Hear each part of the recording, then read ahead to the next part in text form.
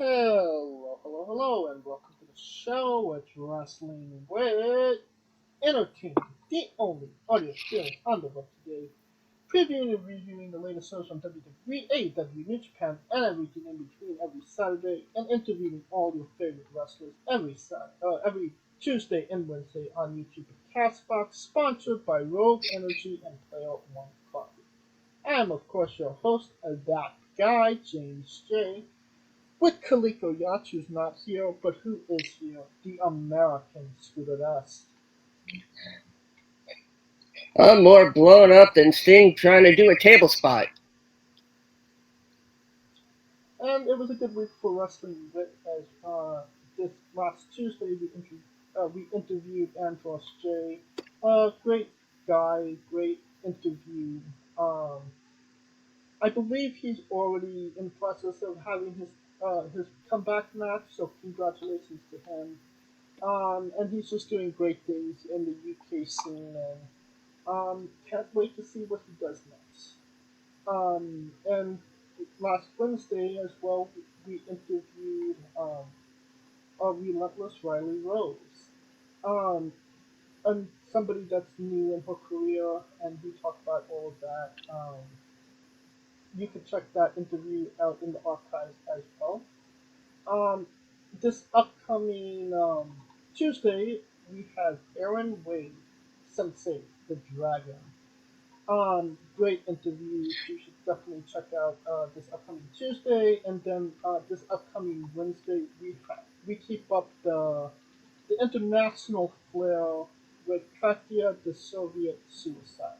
She is Scottish that was raised in Russia that is now back in Scotland.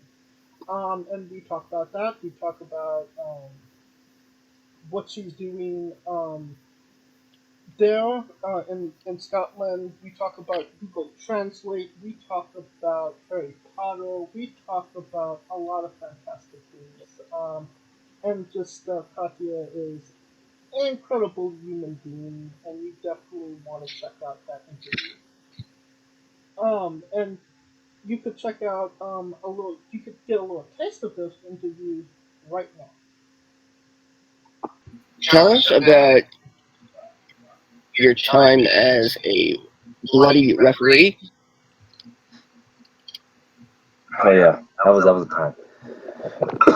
Okay, so I had my personal issues with Tank, but he came out in a match I was refereeing against Jay Newman, which is my trainer, and I just recently joined the Deadwood Boys. You know, I'm trying to make my name, you know, in the higher ups at TWE, and then I referee a match against Jay Newman and Noah Hossman, and I thought I was calling everything down the middle, but Tank comes out after Noah wins because I had to take a phone call, you know, during the match. As you do.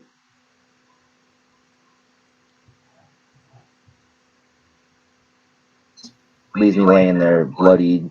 I think he gave me a apology. I'm surprised he didn't break my neck. Like, he just left me there bloodied and battered. So yeah, I think I still got scars from that.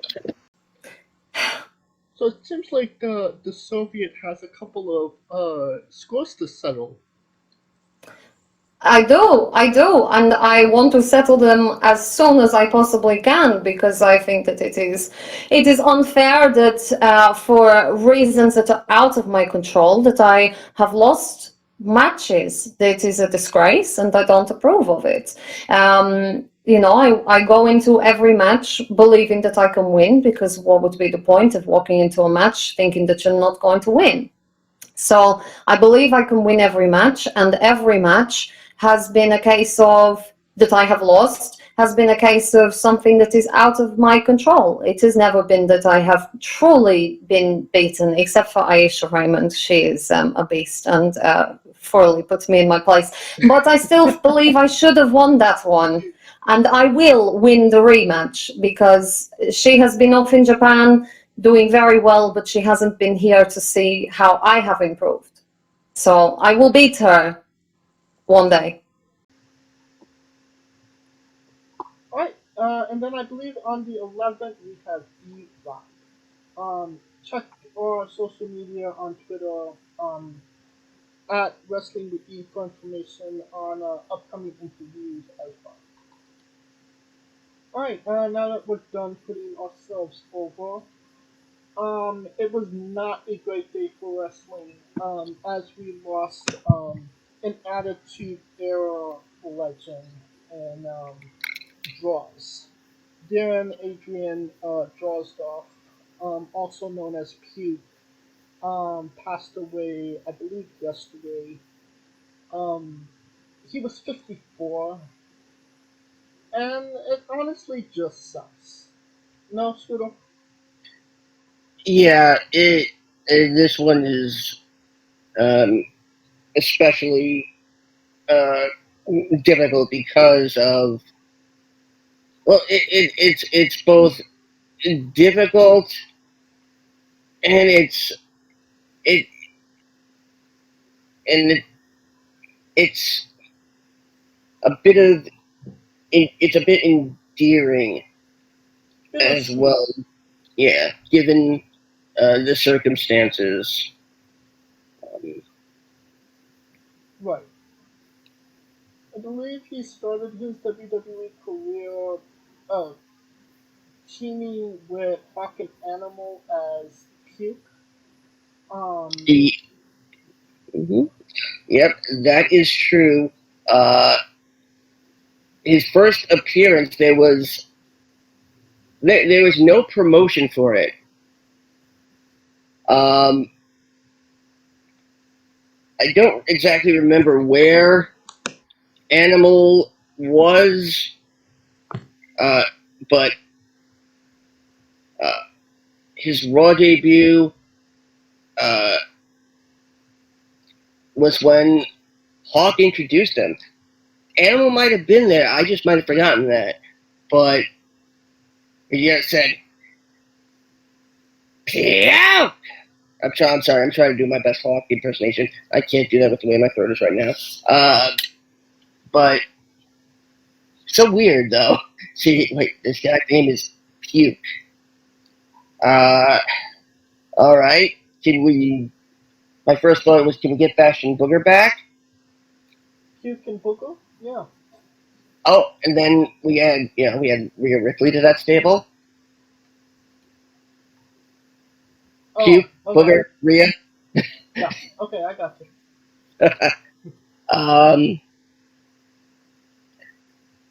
Droz, born and bred in New Jersey, 3 seasons with the Jets, the Eagles, and the Broncos, one after the other. That's a heck of a uh, you know, accomplishment. Of course, he gained a measure of notoriety and his nom de guerre, his nickname, uh, after vomiting on television during a Monday Night Football game. I don't know if you've seen the film The Replacements with Keanu Reeves about a football strike. There is a scene where a player throws up on field. It gets picked up by the camera. That scene was actually written by a Darren Drozdov fan.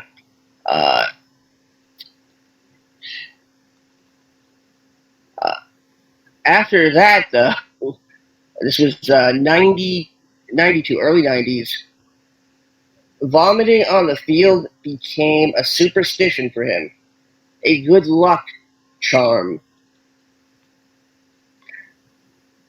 Yeah, That would try in the 23, I would say, with, COVID and everything. it almost didn't fly then, as he would reportedly be asked to see a psychiatrist for chronic vomiting. I mean, there are addictions to everything. And yes, vomiting is one, but that's associated with negative behaviors. vomiting is a positive behavior. That's another topic for another show. Wrestling with Robin. Coming this Yeah. Mondays. So YouTube and Backpack. Droz did start out on the independent wrestling circuit under the ring names of Drozzy King Lake, Darren Ripping Yarns Lexingham, and Death Dude. I'm not making that up. Death. I don't know how that's supposed to be said.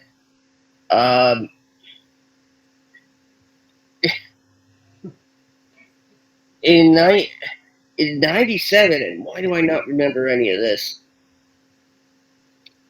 Droz was actually the first superstar to lead an invasion of another company, as he, along with Lance Wright, Baracus, Doug Ferguson, Phil LaFawn, showed up in ECW at random points from 1997 to 1998, which is weird enough because his official debut in the WWF is listed as 1998. I mean, WWE had a working relationship with ECW at the time, so. Yes, that is true.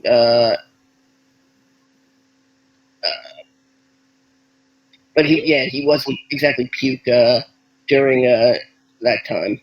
I believe that one of the most notable things from his career wasn't even technically in the ring. It was the Beyond the Mat VHS, the documentary, where Vince McMahon said, "You make movie pals," and then he put a bucket in front of Droz and said, "Puke, puke! Oh my god, he's puking." Yep, that is true. He debuted May 25th, 1998, part of the Legion of Doom. Road Warrior Hawk, Road Warrior Animal, Road Warrior Puke? Okay. Hey, the fans liked it. So, he wrestled some dark matches, before that on Shotgun. He was one of the competitors in the infamous Brawl for All tournament and made it to the semifinals before losing to Bradshaw, aka JBL. Droz involved in a go ahead. Go ahead. No, I was saying it's impressive because it was, that was a shoot fight. Those were Yep. fights. Oh, yeah. Droz was then brought into the angle involving Road Warrior Hawk's battle with alcoholism. Animal had seen Hawk as unfit, and Droz basically replaced Hawk. This led to Droz being portrayed as the enabler of Hawk's alcoholism, and that he had actually dosed Hawk to take his place. And of course, then there was that infamous angle with Hawk and Droz on top of the Titantron, where it was implied that Droz pushed Hawk. The feud would end in the UK, oddly enough, when Animal and Droz took on the Headbangers at Capital Carnage. And God, let me see if I'm making sense of this. They LOD lost. Animal and Droz off and start fighting, and that's it. He's out of the Legion of Doom. It's one of the first people to have a reality skit called Droz's World, and is capitalizing on the rise of popularity of MTV's The Real World at the time. He turned heel, built a stable of wrestlers that revolved around his lifestyle, which was basically all about piercing and drugs, but drugs were never mentioned on TV. Of course, that's where we got Prince Albert, a.k.a. Giant Bernard, a.k.a. Lord Tensai, a.k.a. Matt Bloom, a.k.a. not the father of Von Wagner. He would compete at the '99 Royal Rumble, where he was eliminated by Mabel, a.k.a. Viscera. Droz and Albert, they would compete at SummerSlam in a tag team, one of the first tag team turmoil matches, I believe. Droz was PWI's in the PWI 500 in 1999 at spot 142. I mean, Droz it. I mean, he wasn't exactly, he didn't win any championships in his career, but it feels like everybody at that time in WWE, they mattered, and everybody had a storyline. Everybody was doing something. And yeah, he didn't win a championship. Maybe he didn't wrestle Stone Cold. He didn't main event. But you can't take away that he was a superstar, no? He absolutely was. Of course, 1999 was a tumultuous year for the WWE. Droz's career would unfortunately come to an unfortunate grinding halt after that infamous match with D'Lo Brown, which Powerbomb, right? Yep, it was a power bomb, or is it a? Yep, running power bomb. Yep, running power bomb. Yep. This was on October 5th, 1999, and it happened in my backyard at the Nassau Coliseum, Long Island, Iowa. That's when they taped on Tuesdays and aired on Thursdays. Yeah. This had occurred just 5 months after the unfortunate passing of Owen Hart. Droz had stated he was wearing a loose shirt during the match, a factor which contributed to the accident. When Brown attempted his signature running powerbomb, he was not able to gain proper grip on Droz, as Droz was unable to execute a proper jump to aid in the lifting into the powerbomb position. Droz landed on his head and fractured 2 vertebrae in his neck. He was rushed to Nassau County Medical Center. Hours of surgery to reduce and stabilize the pressure. It was not aired to fans, the match and the actual injury happening.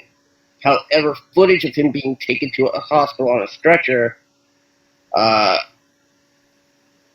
been seen in those WWE Don't Try This at Home public service announcements, which the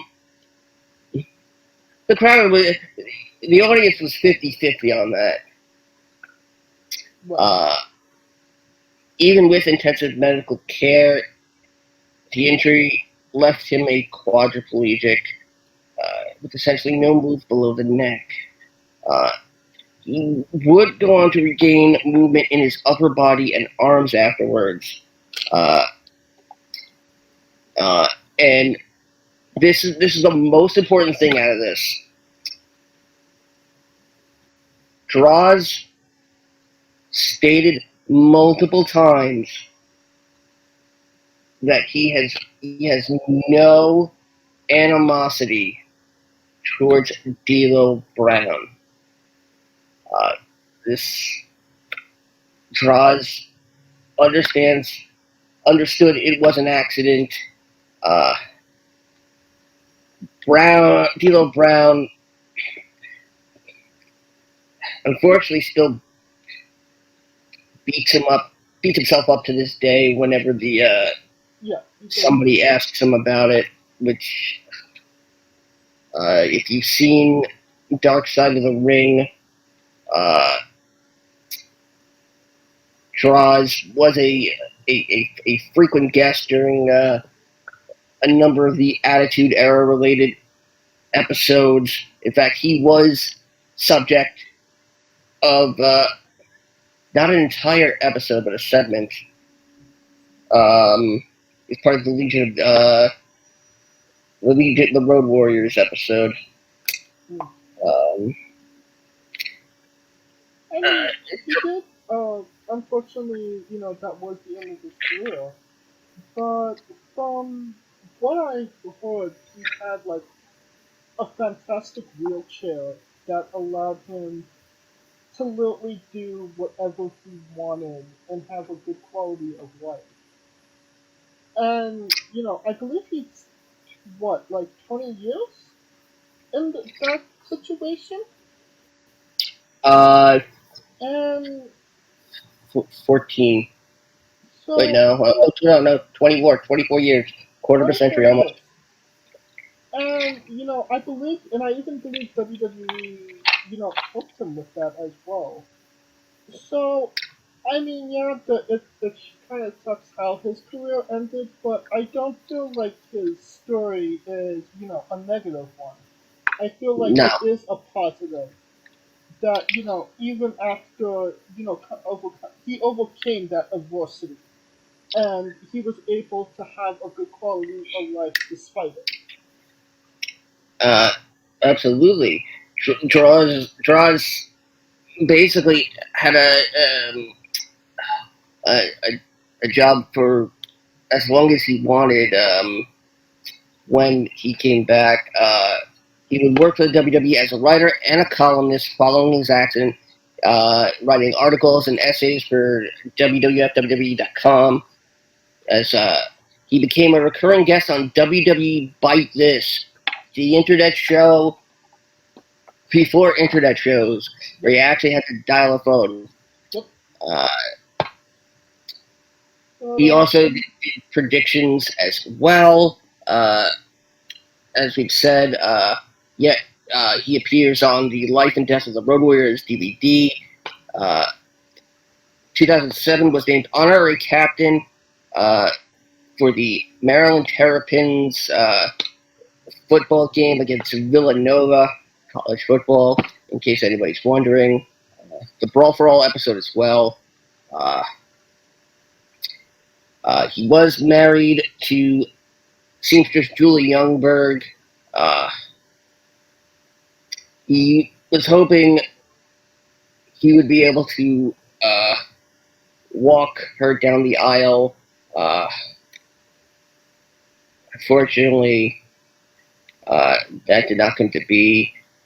They would divorce in 2005. But when he was injured, he required 24-hour in-home care. Absolutely, that's, for some, having worked in homes with people of that community, it's intense. But because of that, and because of the support from WWE, he was able to regain a degree of independence with his life. And James, you mentioned the wheelchair. It was actually it was custom made to be built like a tank. And it was designed by his college friend, the creator of the Under Armour clothing brand, Kevin Plank. Oh, wow. Droz was 54 years young and will never never ever be forgotten by wrestling fans. without a doubt. It's bitter. It is somewhat bittersweet, in a way. Obviously, an Attitude Era legend. Um, but it sucks, but it's kind of okay in the same breath because I'm just gonna stop talking now. Thoughts and prayers go out to the friends and family. Our deepest condolences from everyone here at Wrestling. Alright, I believe we should be wrestling with the news now, no? Scooter? Yes, I believe so. Alright, in NXT news, there is rumor and innuendo that the Creed brothers will be coming up to the main roster after losing a loser leaves NXT match. What are your thoughts on Julius and Consequences coming up to WWE? Uh, Next week's match between the Creed brothers and Gallus. Gallus? No, it's not. Was it Gallus? No, Joe not Coffey. Gallus. It was Gallus. Um, so, I mean, how many times have there been a loser leaves NXT match? I'd say, You remember one? I feel like winner leaves NXT. You Uh, just have to get by, pinned. by the way, Schism. Creed Brothers and Schism, the dyad. Which is ironic, given that a few months ago, Jagger Reed and Rip Fowler, the former Grizzled Young Veterans, asked for their release and it was denied. Um, it's difficult to say how this could play out because of everybody who's involved. Gacy, the question is, if Schism loses, do they all leave, or is it just the dyad? Uh, Schism won. The Creed brothers lost. no, it's next week. It was taped. The match happened already. The Creed brothers lost.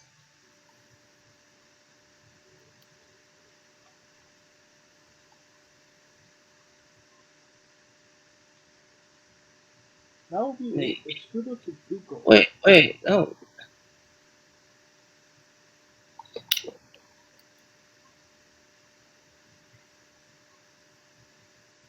Obviously, he's having dialogue issues. No, because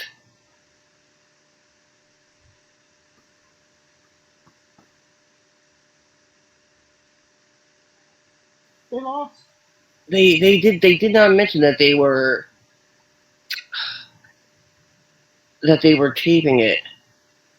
Yeah, it was taped. Loser Uh, NXT, the Creed brothers lost. Yep, okay, Creed Brothers. Never mind. Yeah, forget everything. Uh, uh, a, a masked man.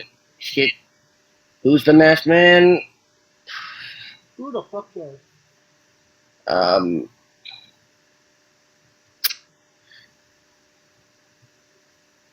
I think the fact that you had Chad Gable Stevenson interesting, the guy that was basically his brother.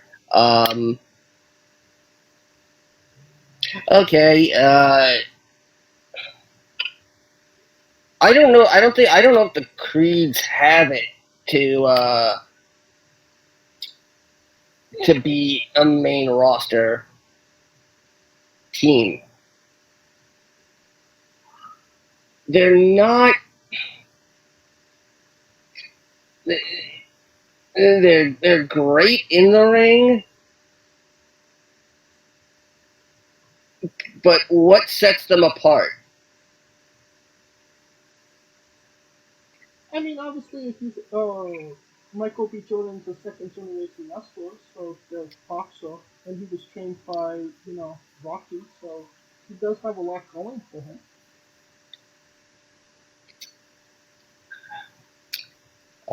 Well,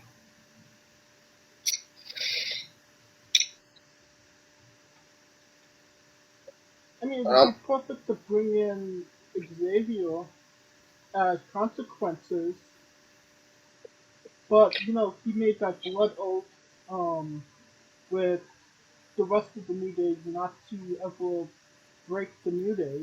So I don't know if that's gonna happen. well, speaking of NXT talent, Lara Valkyria is apparently now a main roster talent after making an appearance in the Dublin house show. I have no idea who that is.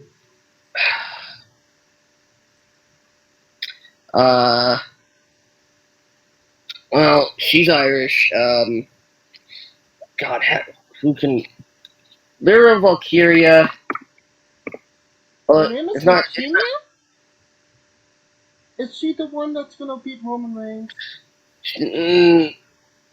You said it, not me.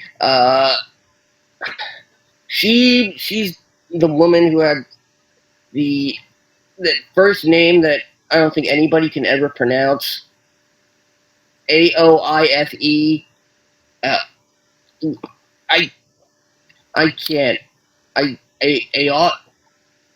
I thought. Her first name is Bucky? She's the big gay wrestler?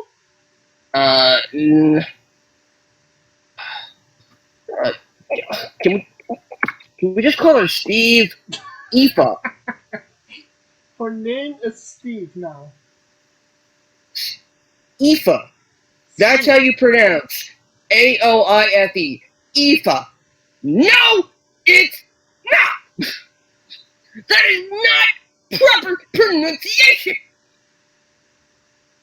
We're calling her Steva now. That's like if I said, DOG spells anti-disestablishmentarianism.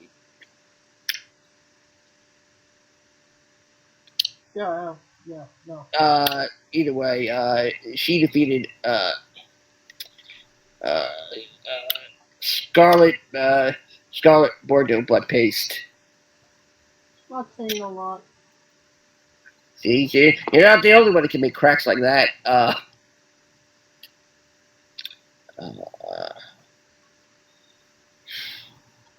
Yeah, I mean, I think that was the most notable thing from that Dublin event. Considering I've heard nothing about it, then I'd say so. I think we should get into our next little bit of news. Um, Finn Balor did an interview with Corey Graves where he stated that he felt the demon character was a crutch. That it was something he did personally for himself to get into a big match. And then when he came to WWE, he had to have a reason why he was doing it to make sense. And then it just got so convoluted that it made no sense anymore. to him, and that he was just trying to make everyone happy except himself. Um, it kind of seems like Finn Balor has always had a love-hate relationship with the demon character. I personally would, my personal feelings about it is Finn Balor isn't interesting if he's not associated with the demon character. Um, and it seems like every chance that he got, he never wanted to be associated with it. Um, but what are your thoughts? Do you feel like Finn Balor was a better demon character, a better Finn Balor character, um, a good Fogel Devitt person? I don't fucking know. Further, let's just make the demon. Um, the thing about the demon character is that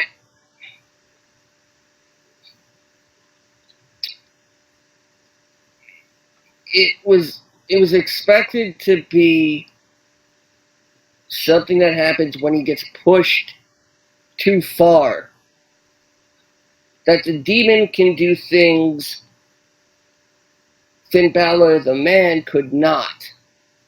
Like it's 14 staples in his head. Yes.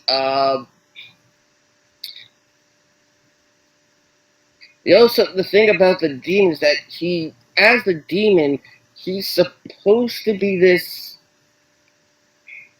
invincible character. And it wasn't protected that way in WWE. I mean, they I mean, they fat shamed the demon, Because Fat Ass Finn broke the turnbuckle? and now you're fat shaming him. Uh, What's Booker T when you need somebody to be fat shame? well, just look up. Um, Can you dig it? well, I mean, yeah, it does seem like Balor has been working to please everyone except himself.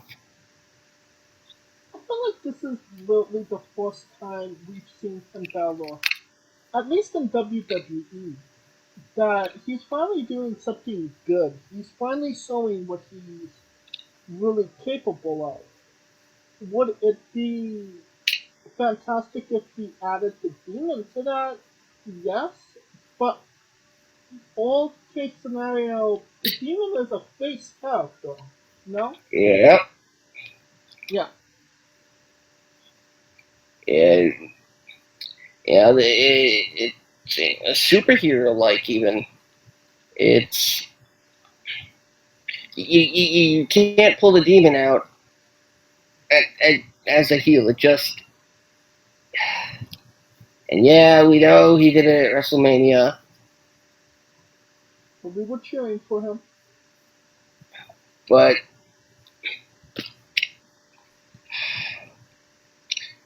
I'd say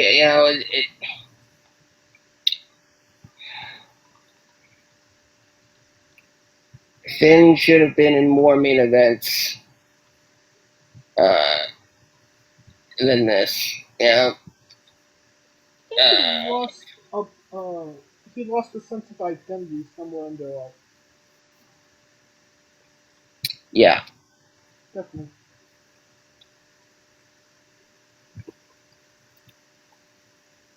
absolutely. And I think that's a great segue into our next bit of news. It's been reported that Vince McMahon has been interfering with creative Viva Satellite the last couple of weeks, making changes to WWE TV, most notably Tommaso Ciampa coming back to defeat The Miz rather than wrestling Seth Rollins for the championship, and Sheamus getting KO'd by Solo Secure. Ridge got knocked out. Sheamus went to fight him in a match. And well, now Sheamus has got Theory next week when SmackDown's in. Oh, it's at MSG. It does horrible things to your gut.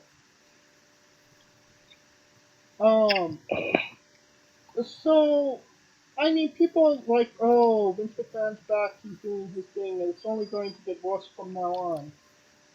It's his fucking company. If you didn't see this coming, I mean, he still runs it.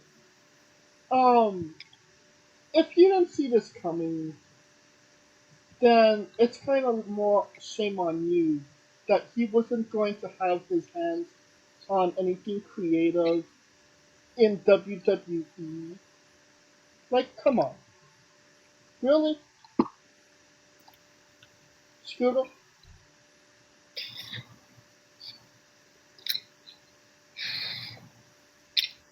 You know, I didn't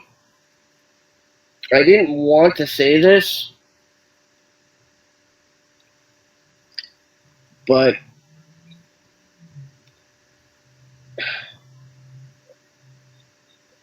this company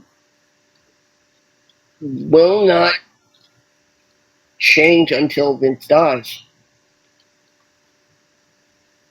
And somehow, some way, Vince is working on a way to achieve immortality, or at the very most, keep his head in a jar, alive and thinking. Oh yeah, for sure. We have AI technology now. I'm sure they could figure something out for him. I mean, yeah. Oh, are you kidding me? I asked AI. In fact, I'm probably gonna do this a little bit later, but I'll feed it a Vince McMahon scenario. But I asked it to give me a logical rewriting of wrestling history about what if it was Hogan and Austin at Mania 18 doing this whole thing for fine tuning what if, and it gave me something. It gave me Steve Austin and Hulk Hogan together as part of the NWO. Ooh. I mean, and I'm sure, you know what? Next week, I will have something as it pertains to what AI will predict about Vince McMahon. Alright. We don't need an AI to predict what happened with, you guessed it, Fight Forever, AEW's video game that took forever to come out. Did not get good reviews, did not sell well, fucking sometimes here. I believe you told me what, a day after it released, it's already on sale on Steam? Yep. It might be a seasonal sale, but it's like 15% off. They did mention that they wanted this to be a game that that's like a starting pack, and they want to update it as it goes, not just release a new game every single year. AEW didn't mention the season pass until a few days ago.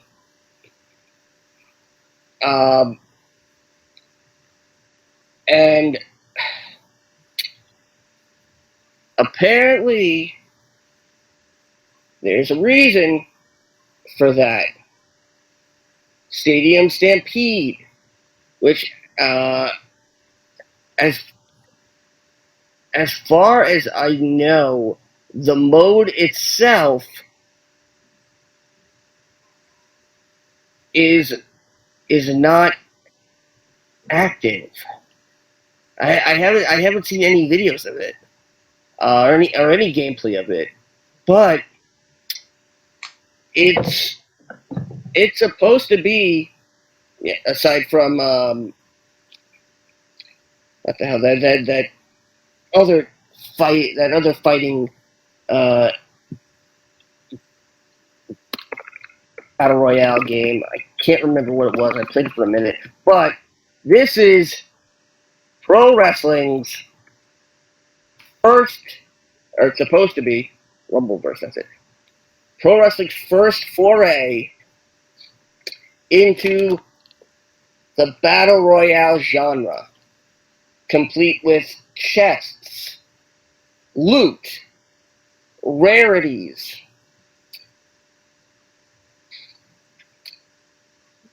weapons with those rarities, closing circles, supposedly supposed to be a 30-person mode. Who knows? Like I said, Rumbleverse. That's a pro wrestling themed battle royale game. It's okay. It's not great. It's free. But Fight Forever's features are also very limited. The creator wrestler is very bare bones. You have to play with your created character if you want them to have any stats. And stats apparently really do matter here, because one of the rewards, or I should say things to buy as you earn currency in the game, is something called Elite Mode. It's a difficulty, rather. And basically, it's just, keep CPU mode. But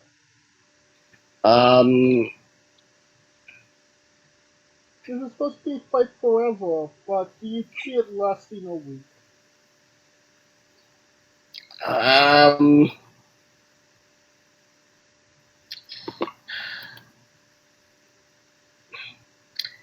I mean, it's gonna go down in price. I'd say by the end of the summer. Do you ever play the Impact game, TNA? That's exactly what I was thinking about this one. It looked like it was Impact 3. I mean, at least the TNA game was somewhat fun to actually play. If you had ever played it.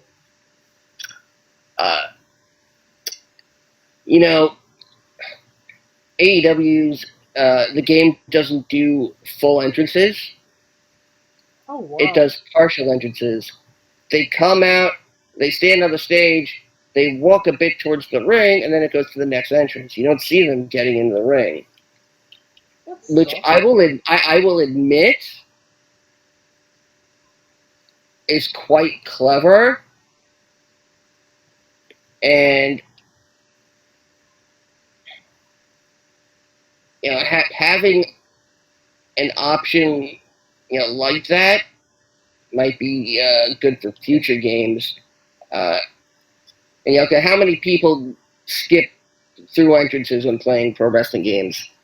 I'd say a lot. Let's see. But, Cody Rhodes could be unlocked for $10,000 in-game cash. Jeff Jarrett could be unlocked for $250,000. But he has to win the next one. Owen Hart, you have to play 100 exhibition matches before he's even added to the shop. That's not so bad. And then you get to purchase him for $50,000. I mean, would it be just easier to go on WWE a community, a 2K23, and go to the community center and just download these motherfuckers for free? Yeah.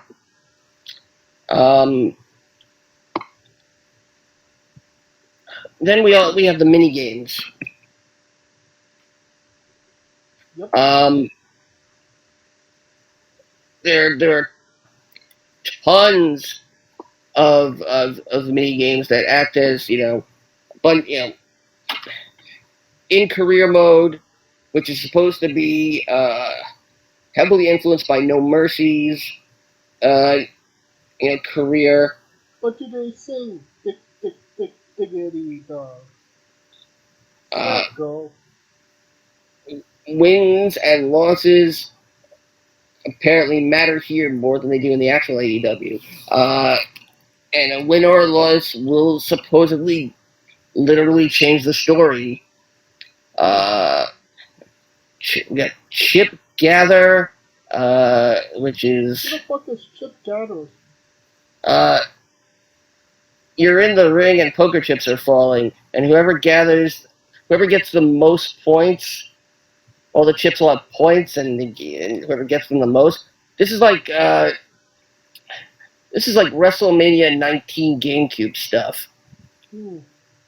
AEW Pop Quiz.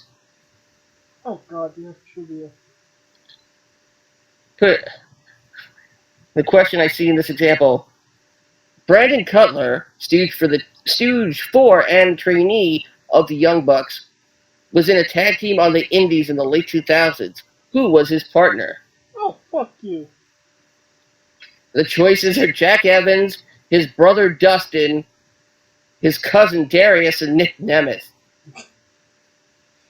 The answer is E. Who fucking cares? It was the bonus action we never knew we needed. Then there's the rhythm mini game, Penta Says. Oh god.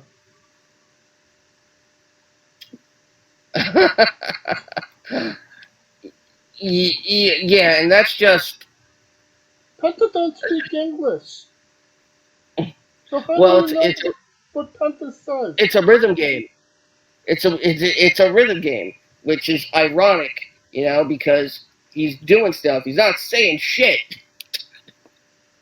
What do we have? It's a Chip Gather. Oh god, Sheeta's Slugfest. Basically, this is just Mario Party with wrestling, right? Smash Brothers. Because the Slugfest mini game is almost the same exact thing in Smash when you're hitting the friggin' bag.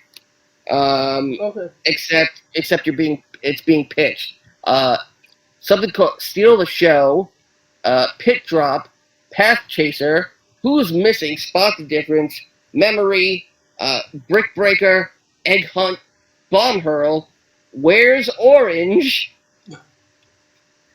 Count 'em Up,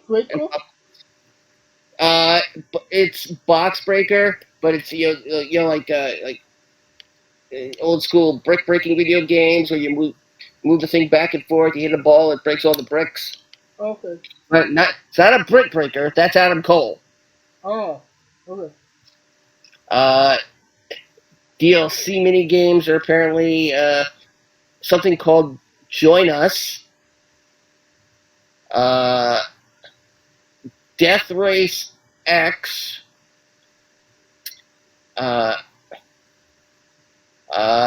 MJF Car Thrash. Sloth Sling. The first two are part of the, and I can't believe they're calling it. They can't be calling it this. The FTR DLC is apparently called the Revival Pack. I actually believe that is what it's being called. And the other one is and those two are part of the Limitless Bunny Bundle. Because when you think Kate Lee, you think bunnies. I mean, when this game becomes free, on it will show up on Game Pass and PS Plus. It absolutely will. I'll get it when it's free. I mean, we can get a lot of good stuff out of that content in those mini games. Sure. But let's just say it was a failed experiment. What should also be a failed experiment at this point is AEW's media scrums. Chris Jericho swatted away a bottle of water with the baseball bat during the media scrum to interfere with Sting and Darby Allin. It actually hit somebody and cut their head open above their eye. It seems like every time they do a media scrum, something bad happens, and it's not worth the bad press, in my opinion. And when they actually do have a successful media scrum, nobody cares. It's nothing interesting. Nobody says anything that anybody gives a shit about. What say you, Shooter?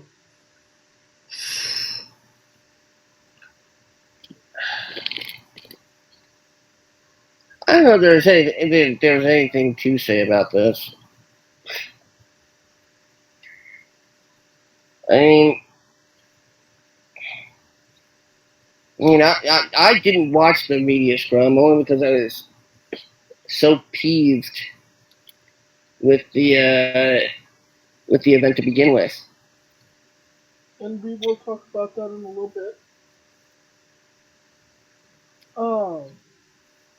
Personally, I feel like they need to discontinue these media scrums. Nothing gets out of it, and you're only hurting the company at this point by having them.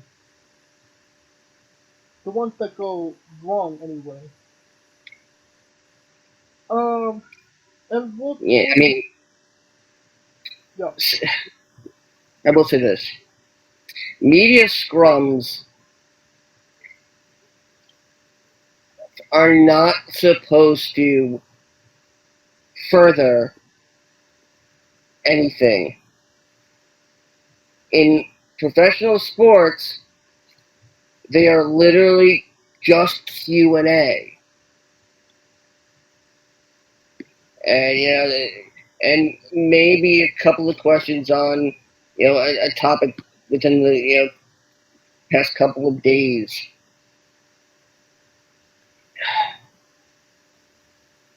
Using a scrum to continue a story is kind of BS.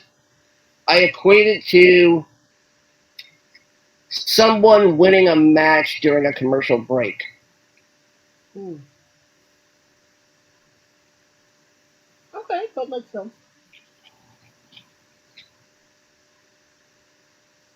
Oh, and we'll get into the matches for AEW in a couple minutes. But one thing that came out of Forbidden Door was something involving Satoshi Kojima and CM Punk. And Kojima did apologize for it. Are you picking up what I'm throwing down, Scooter?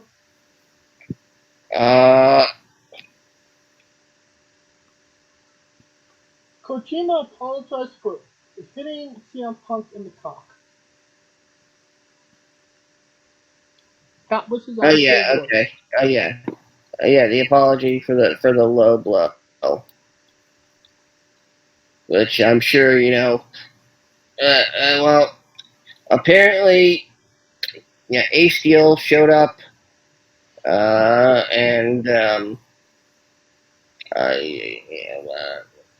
tried giving Kojima purple nipples and whatnot, but, okay. I mean,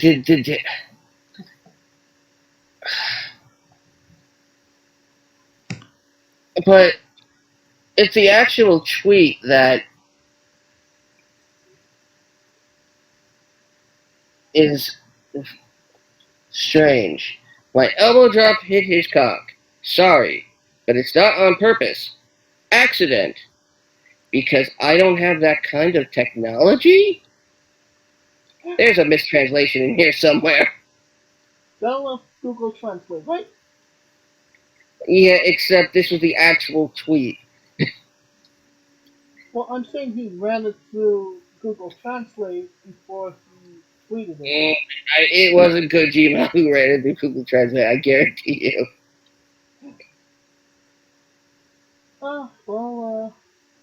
Yep.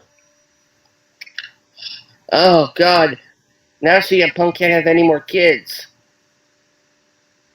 You call it a real, tough block.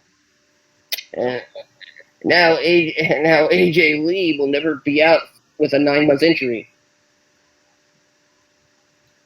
I think that'll conclude our coverage of the news for now. And now a quick word from our sponsors, if we still have them. So, Rogue Energy, the only gaming drink company in the world with 4 unique product lines to suit your task at hand, whether it be juices, shakes, smoothies, and everything else in between. Their low-calorie, no-sugar energy formula is the perfect alternative to sugar-filled canned energy drinks and sodas. Their extreme formula provides the most energy, focus, and sports performance possible. Their hydration line offers focus, ingredients without the added caffeine. Drink it anytime you're thirsty. And their shake formula is so delicious. Who doesn't love a cookies and cream, 0-calorie energy milkshake? First and foremost, they've designed every Rogue product line with performance and effectiveness in mind. It is critical that you look at the nutrition panels of drinks when comparing options. There are countless off-brands out there that are presenting low-quality, poorly dosed formulas that amount to expensive caffeine water. Every formula they produce is designed with optimal levels of high-quality ingredients. Additionally, you won't find a powdered gaming drink brand that dissolves better. No need to have chalky textures in your drink. Their taste profiles are unmatched, specifically designed for gamers, athletes, students, entrepreneurs, people with hectic schedules, individuals with low energy, podcasters who can't shut up, people who are health conscious, and so much more.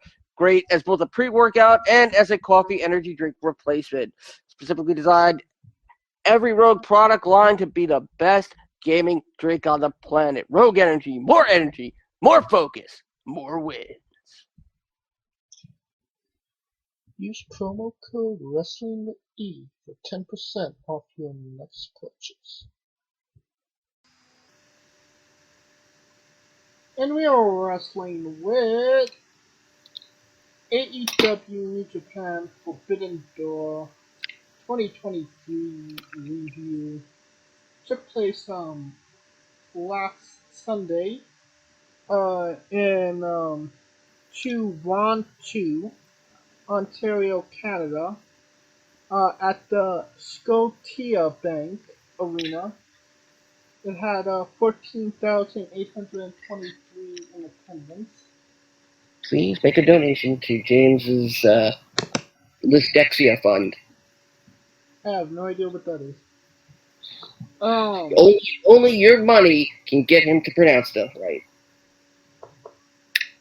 They had before the actual show, there was 5 pre-show matches that lasted an hour. Yikes. 4 technically, 1 was a dark.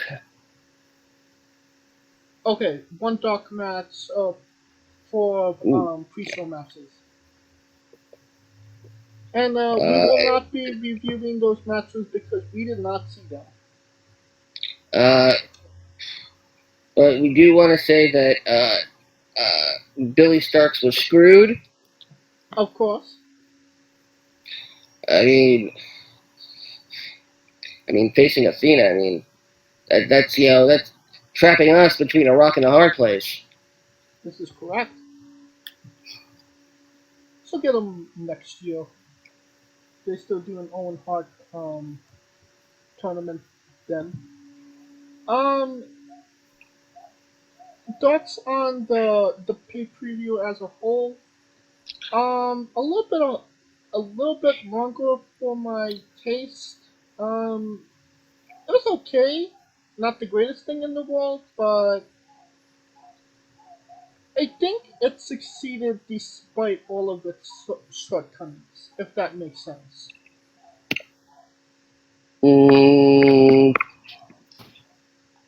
I think, you know what I think? I think this is AEW's one night stand. But they've done it twice at this point. Exactly. You remember the second one night stand? It was a lot more hostile than the first one. Which, technically makes it a 2-night stand. But if you only do it yearly, is it still a one night stand if it's a yearly night stand?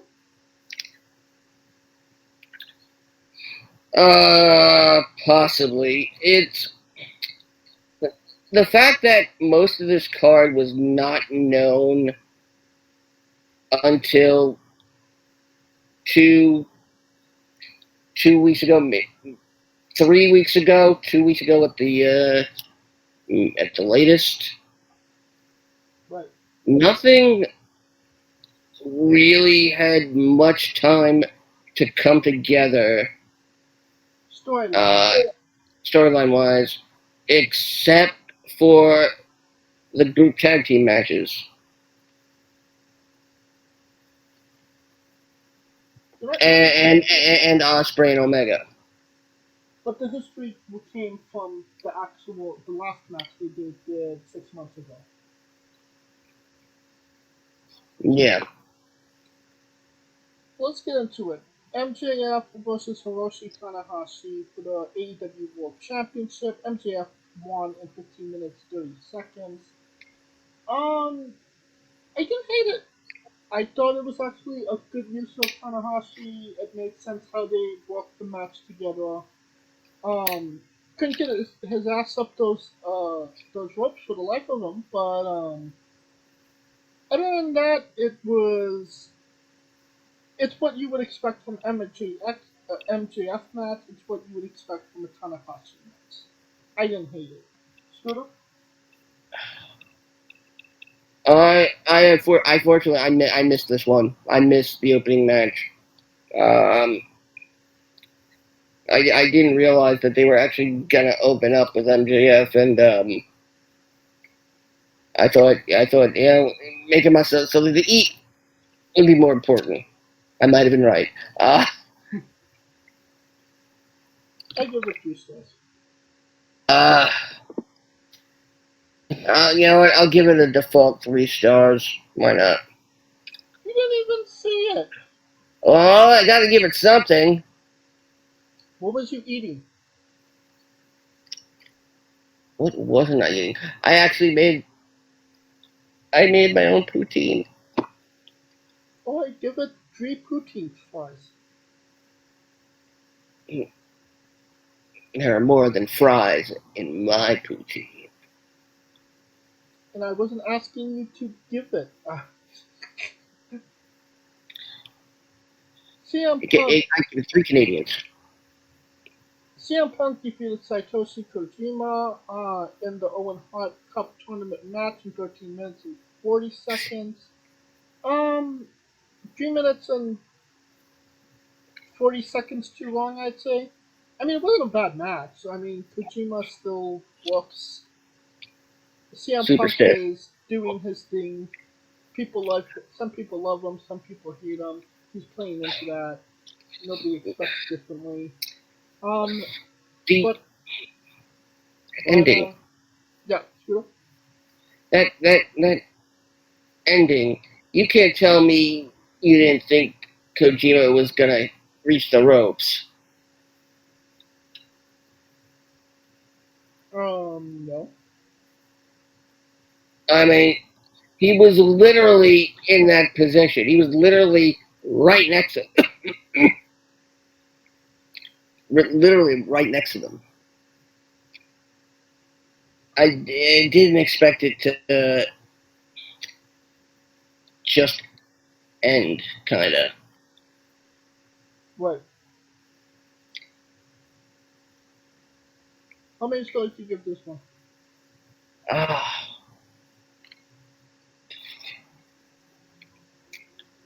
2.5. Yeah, I'd go with that. Orange Cassidy defeated Zack Sabre Jr., Katsuri Sabata, and Daniel Garcia in a fatal four-way match for the AEW International Championship. 11 minutes and 15 seconds into the match. I mean, what did you expect? I know they call him freshly squeezed. Does that mean that he cleaned out He's not. before match? It just means he's not from concentrate. I like this match. It felt a lot longer than 11 minutes. Um, is it a misuse of Shibata? 100%. Yeah. I mean, this event is supposed to, shatter expectations. It's supposed to tell us, oh, something that couldn't happen has happened. This probably would have been the best place for it. For Tsugeshi Shibata to win. Cassidy, unfortunately, looks like a punk now, and not a CM. Oh my God! I just came up with Orange Cassidy's new gimmick. Yeah. Well, if he's freshly squeezed, I guess we can call him BM Punk.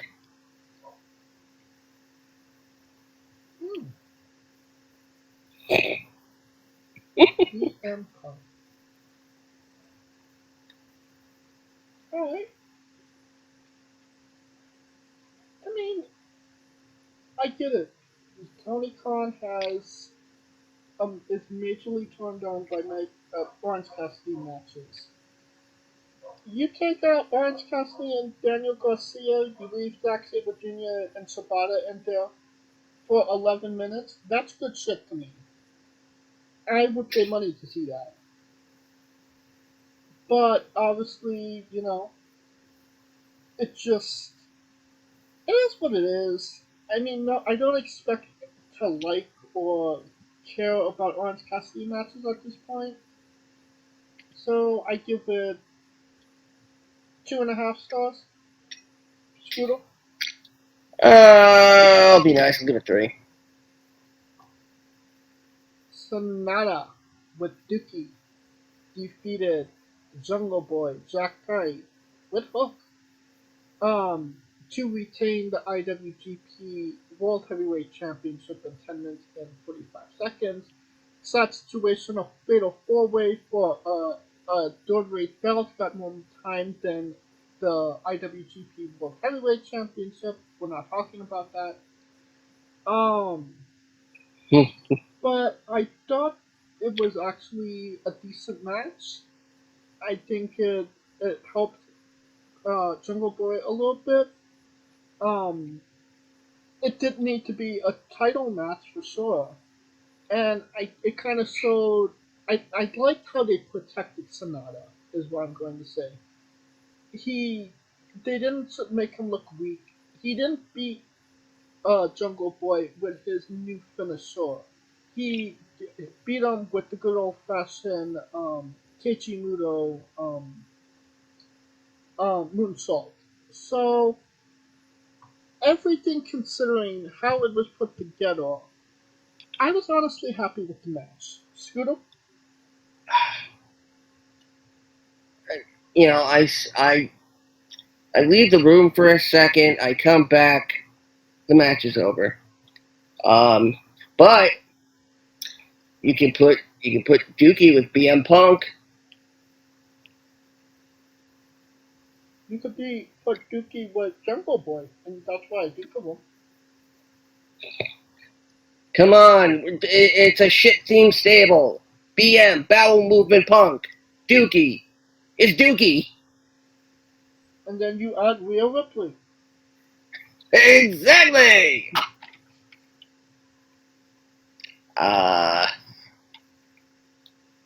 You know what my biggest question coming out of this match was? Yeah. Do you think Tony can get his money back for Tarzan Boy? I think they ran the license out at this point. I'm pretty sure he owns it, so. I'm sure they could repackage somebody to be the new Jungle Boy. Maybe even be a Jungle Man at this point. I mean, well, considering, you know, the gimmick belongs to Jack. Like, it literally belongs to him. That's all. That's also the other thing. You don't make your tiniest guy a heel. I mean, what was he going to do with him? All he does is move around. It's like hard for him to lift his arms to do the wave. God, he's like a more emo Darby Allin now. You're not wrong about that. It's hilarious that they're trying to make Sammy Guevara a face, and they're trying to make Jungle Boy a heel. They tried the double switch, and it failed. Because, let's face it, there's no point of a double switch in today's day and age. Fans are too smart. What I kind of feel about it is, I don't like Jungle Boy. I've never really liked Jungle Boy to begin with. So, I'm going to boo him anyway. So that's okay. But there's nothing really to boo him about either. You kind of understand what I mean by that? Yeah. And I now think that the Luchasaurus heel turn went to waste. I mean, he won a title before Jack did. Yeah, well, we're probably getting a Jurassic Express reunion. Well, I'd say that is the beginning of the end for both of these guys, if they do so. It's a, It's a shame because Luchasaurus is a nice guy. he's a nice guy, and he actually has a great gimmick if it's used properly. I mean, the motherfucker looks like Kane. Uh, Uh, you do know I've interviewed him. Kane? No, Luchasaurus. I have not. Uh, Luchasaurus was on one of the seasons of Big Brother I covered. Wow. I did not know that. Mm-hmm. First name, like a lot of people in the company, is Austin. Well, I mean, it's just another person that's been misused by the company. But I want to say that I am open to this new chicken shit heel Jack Perry. I mean, he couldn't have one hook, and that was evident on Dynamite. And I have to say, I really enjoyed the dive into the car. He didn't try to go into the car. He dived into it, and that was good shit, in my opinion. A suicide dive to the back seat. Yep, the car didn't sell. Sonata versus Jungle Boy. How many stars?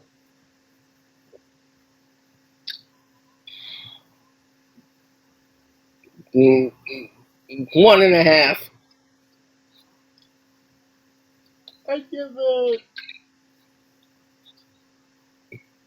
I give it 3 because what they did made sense to me, and it was executed properly. All right, we got the Elite, Hangman Adam Page, the middle-aged Bucks, Eddie Kingston, and Tomohiro Ishii versus the Blackpool Combat Club, John Moxley, George Wheeler Yuta, Claudio Ida Cannoli, Cold Custa Takeshita, and Sota Uno.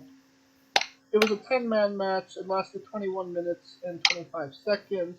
My opinion, it lasted 20 minutes and 25 seconds too long. Scooter?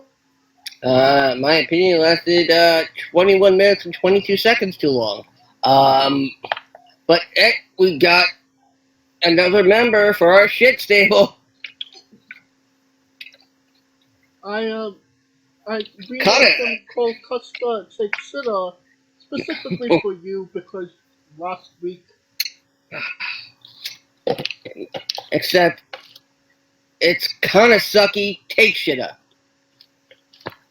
Takeshita, that's what I said. Yes, kinda sucky.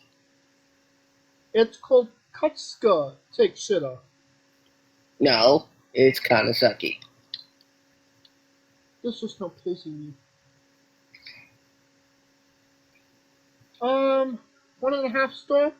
Scooter? We're both arguing on a way to pronounce it wrong. Take that as a win. um. I 2 stars. Alright. Tori Storm defeated Willow Nightingale to retain her Women's World Championship in 10 minutes 10 seconds. Next. I actually like the match. I think this is honestly Toni Storm's best work she's done almost ever, in my opinion. Yep. Yeah, I should like Willow Nightingale. She's a former NYWC champion, and not just the women's title. And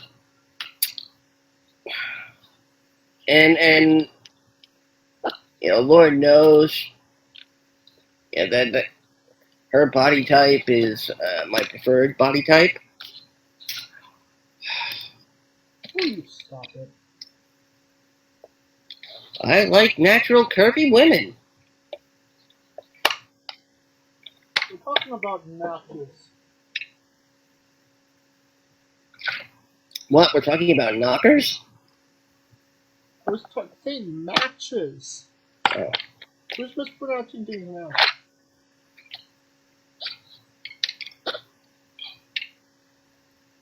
I give the match 3 stars. I liked it.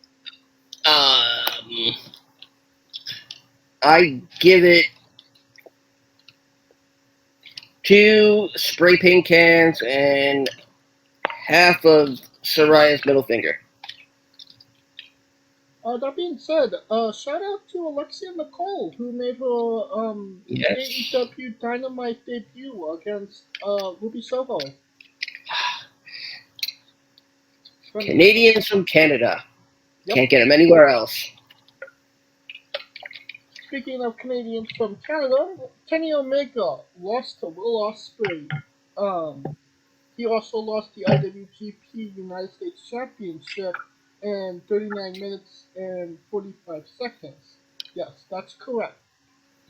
A British guy won the United States Championship in Canada, which is a Japan-owned belt.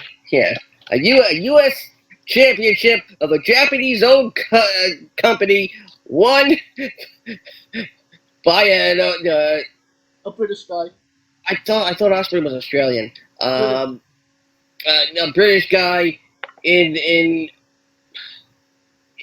not even British Canada.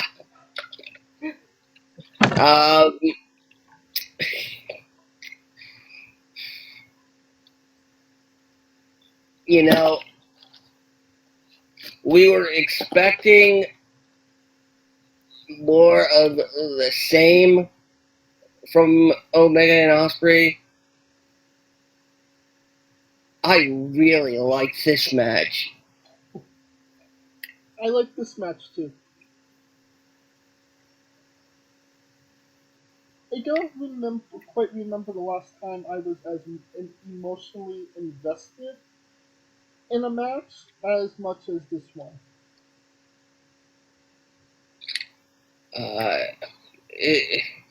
It was insane. And no, we're not counting Kenny as the first person to kick out of the one-winged angel. No, it has to be his one-winged angel. I mean, I do like the fact that him kicking out at 1, giving him the one-winged angel was a mistake. Almost 80s-esque wrestling. I mean, you throw somebody out though, you gotta they can't come back 5 minutes later and then stay out there for the rest of the match. If I had one complaint about the match, that would be it. It was. I feel like it really shits on the referee when their authority is, completely disregarded. Will Ospreay should have been disqualified when Don Callis came back ringside. In all honesty. And I think it should also be noted that this was the only match that they were actually keeping time for. Because it had a 60-minute time limit. Yeah, but they didn't do that for the others. Because they went less than 10 minutes. They didn't do it for the main event. Because it wasn't for a championship. It doesn't matter. It's putting importance on a match, and then it's what you're wondering. Okay, why aren't these other matches being treated with the same reverence? Because the championship isn't on the line. But that being said, and we'll get to the main event in a bit. Should Osprey and Omega have main evented this show? Yes. I mean, a 40-minute episodic match that took you through all the paces and felt all the things. And Bryan and Okada didn't necessarily do that. It was not a bad match, and it wasn't for anything in the same breath. Um, Other than this match being going on last, how did you feel about the placement of the other matches?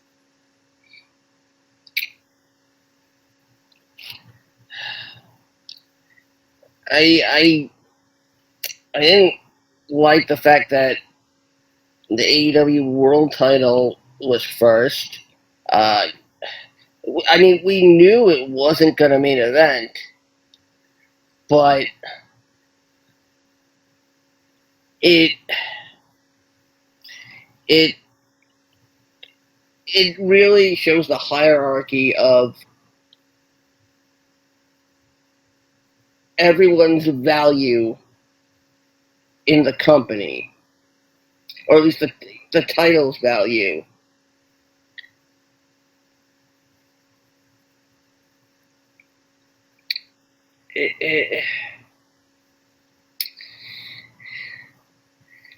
I mean, I would have put Punk first, quite honestly. I was gonna say if your world champion isn't going to be the last match, the first match is where he should be. Anything less just shows you what they feel about your championship, and that is the person that holds it isn't drawing for them, or they don't trust him, or they don't believe him, or they don't think that the people that bought a ticket came to see him. My opinion on it. If I had another opinion on it, I'd say Sonata got really in an awkward spot as well. No, yeah. Where he wasn't really in the middle, but he wasn't in the. Again, it was just a really awkward spot for him. And obviously, Osprey and Omega should have clearly ended the night. Um, Speaking of the Osprey Omega match, how many stars do you give it? 4.5. I agree. It would have been a 5-star match if there wasn't so much interference from Don Callis. Alright, Sting, Darby Allin, and Tetsuya Naito defeated Lee Suzuki Gods, Chris Jericho, Sammy Guevara, Minoru Suzuki, in 15 minutes 10 seconds. I wanted to like this match, but it's hard to like a match after you've just been on a whirlwind of emotions with Omega and Osprey. It wasn't a bad match, but it was maybe 5 minutes too long. Scooter? I mean, even shit says this would stink.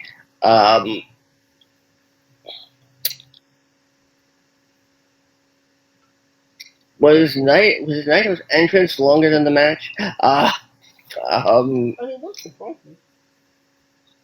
This was. It started off okay, and then it went off the rails, and not in a good way. And first of all, I have to make this clear. That wasn't Joker Sting. That was Pennywise Sting. What's the difference?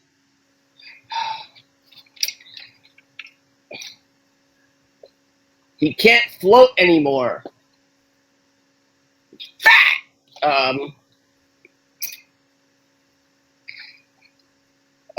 It's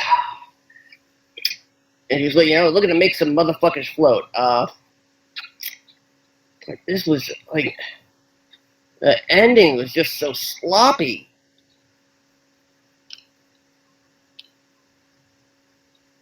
It kind of seemed like they were like, okay, well, we're scrapped for time now. Finish it up. And Yeah. And Sting it seemed like Sting got really fucked up from that table spot with Sammy Guevara as well. Somewhere Seth Rollins was watching that and going, thank God he's okay. Yeah. Definitely. 2 stars? Yeah. Yeah, 2. And if you had any curiosity as to how many stars Uncle Dave gave these matches, he gave Osprey and Omega 6 stars. Yeah. Alright, and then your main event of the night. It was for nothing, but they were really good at what they do, so that makes up for it. Kazuchika Okada lost to Daniel Bryanson in 27 minutes and 40 seconds. I personally find it hilarious that last week on the show we were saying, oh, Bryan is really fucked up, he's hurt. But Okada's a safe worker. He'll get him through it, and he won't be too hurt afterwards. He broke his fucking arm.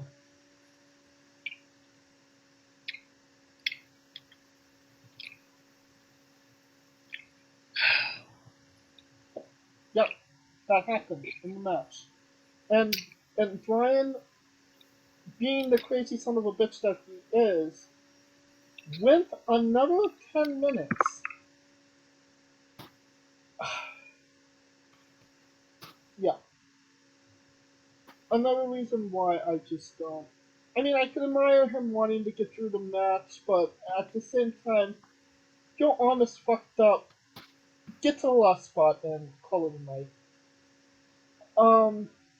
I mean, it wasn't like it was a big. People. If it was a dream match, and I guess that it was a dream match for some people, I just didn't feel like it lived up to the hype.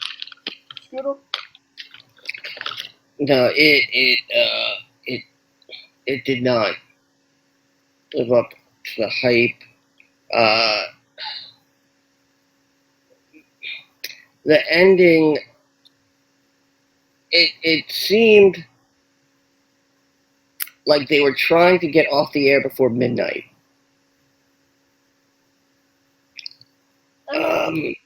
That's on them, because it was a long fucking season. There was 11 matches on the show. And 9 matches. I apologize. I mean, it just, it happened out of nowhere. Like, we didn't see Okada tap. Yeah, we had to take the referee's word for it. Another screw job. I mean, he did tap, but his arms were locked in a position where he couldn't even fold his hands. like he just kind of lightly tapped Brian's arm.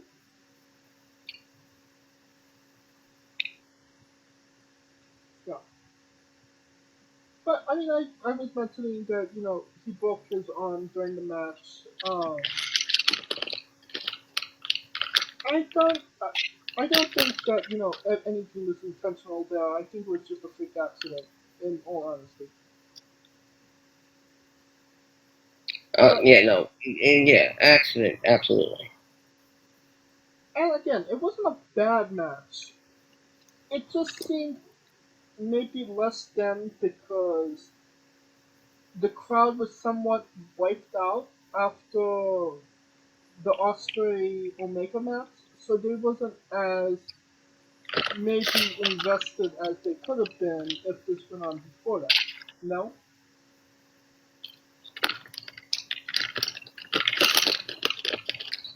Yeah, Alright, yeah.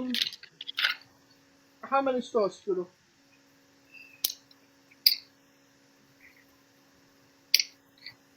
Uh, 3.5.